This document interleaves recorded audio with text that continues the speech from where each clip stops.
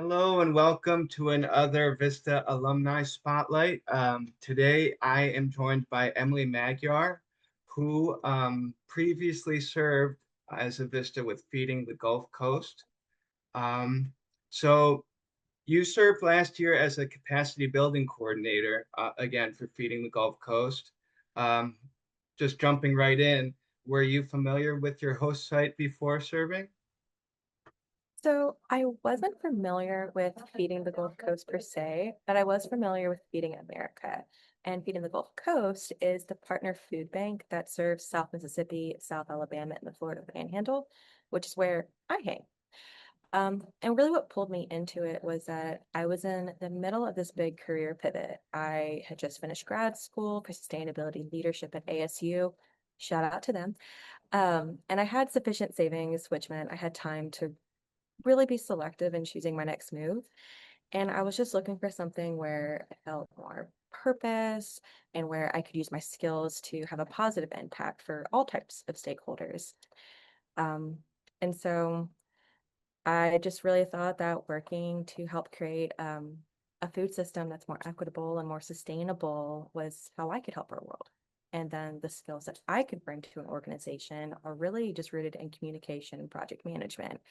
So when I saw that this food bank was looking for a capacity building coordinator on the marketing development team, I mean, it was just an opportunity I couldn't resist. And then I met the team at Feeding the Gulf Coast, and then I met the team at Hunger Free America, and I was like, yep, I found my people. This is where I belong.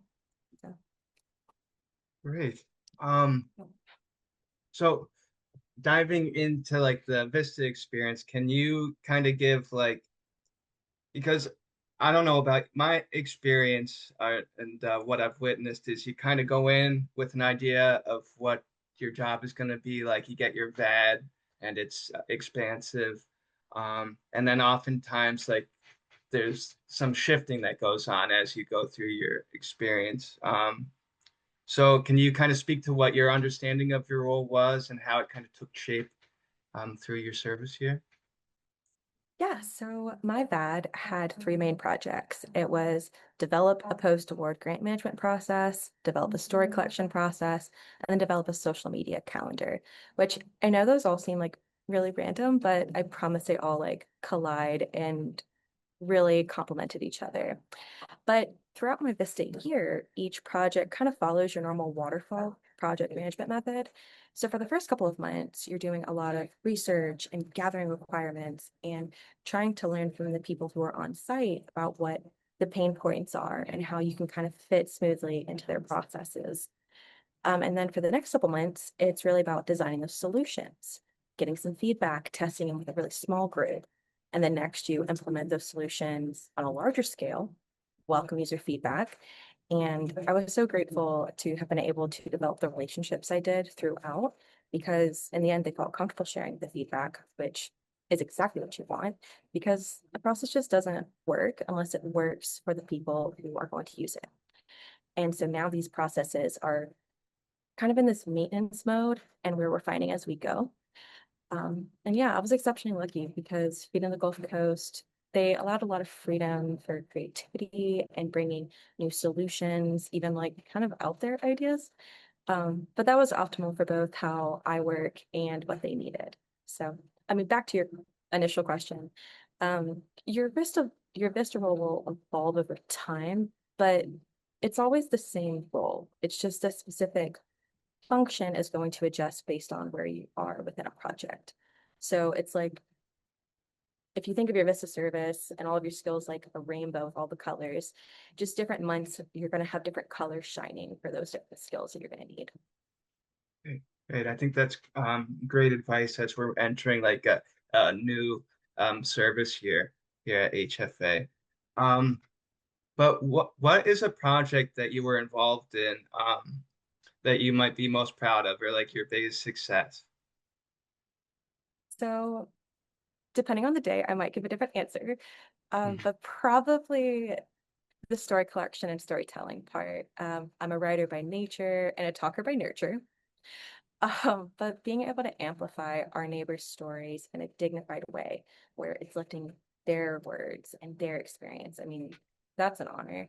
And there are many people in our service area that still hold these misconceptions that about maybe why someone is experiencing food insecurity or who may face hunger. And sharing neighbor stories really helps us address these misunderstandings. It's going to guide people to conceptualize how, no matter how hardworking you are, no matter how prepared you are, you can still hit that one crisis, the medical emergency, the job layoff, the natural disaster comes and hits. And then you also need food assistance. And there's nothing shameful or embarrassing about going to a food pantry or about applying for SNAP. And it doesn't mean that you failed. It just means that you are a human who is doing the best you can while you are working to get from a place of crisis to a place of stability, just like you or I would, or anyone who's watching this would. And I mean, furthermore, our world produces enough food to feed the population 1.5 times over. So at this point, the fact that people are still experiencing food insecurity, it isn't that we don't have enough food. It's about people facing barriers to access it. And access is something that we can all work together to change. So neighbor stories really highlight how hunger is a problem with a solution. That solution is right here, and it just requires dedicated people, reasonable policies, and some funding. So Right. Um, well, sorry, I definitely went on a that's what. tangent there. Well, I mean, obviously you're very passionate about the work that you do, and I think that translates into my next question, which I mean, first off, congratulations on being offered a permanent position with Feeding the Gulf Coast. Um, so maybe you could tell us a little bit about your current role, and how it might connect to your Vista service, or does it dovetail at all? Yeah, well, thank you. I am really, really proud to be able to continue doing this work. And it's more an expansion on my Vista role, but it's a role that they've needed for a while. I think they were just waiting for me. No, I'm kidding. Right, right. But with my Vista year, it was really about setting up the processes so that they could live beyond me. So I'm sure that you'll see on any VAD that kind of pass along as part of it. Um, but a process still needs someone to push it for it to work, right? So building processes is similar to building a car.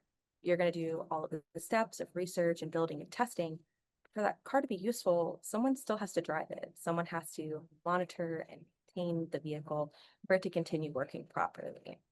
So now I do that, and I get to grow more marketing and community engagement and advocacy communications, which if you're a Vista, do not do advocacy. Watching, I'm kidding.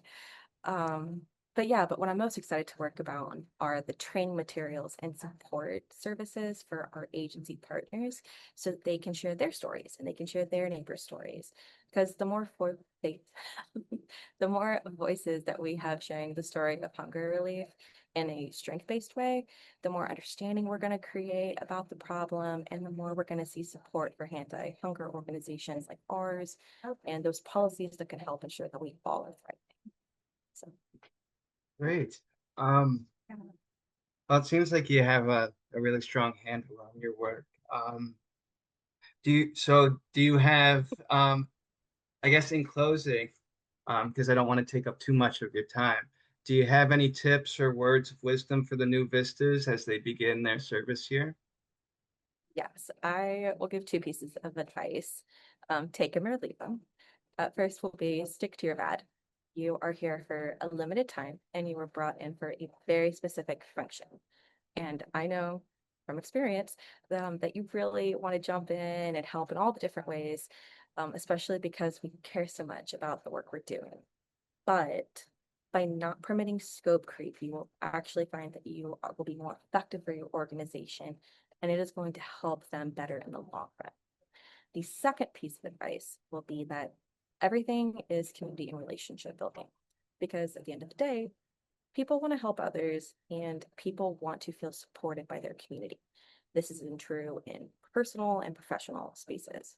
So allow yourself to be that humble novice, create opportunities for people to share their expertise with you, take their advice with caution, and then make sure to touch back with them and A, to thank them, but also to tell them how the advice was applied.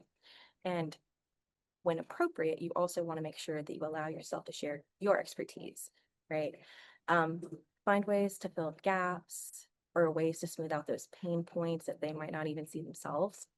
And again, just remember, we're all just people helping people. No one is too intimidating to talk to. And you may be with your host site only for a year, but the connections that you build can live much longer. Great. Well, thank you so much for taking the time to speak with me today and to continue to contribute to HFA and the work we're doing with the VISTA program here. Um, can you share how people might be able to connect with you and get involved in just anti-poverty, anti-hunger work? Absolutely. Well, if you want to connect with me personally, feel free to find me on LinkedIn. My handle is Emily Victoria. Super simple. But if you want to get involved with hunger relief or anti-poverty, I'm going to highly recommend you find your local food bank online and check out their page. Involvement can look like a lot of different things.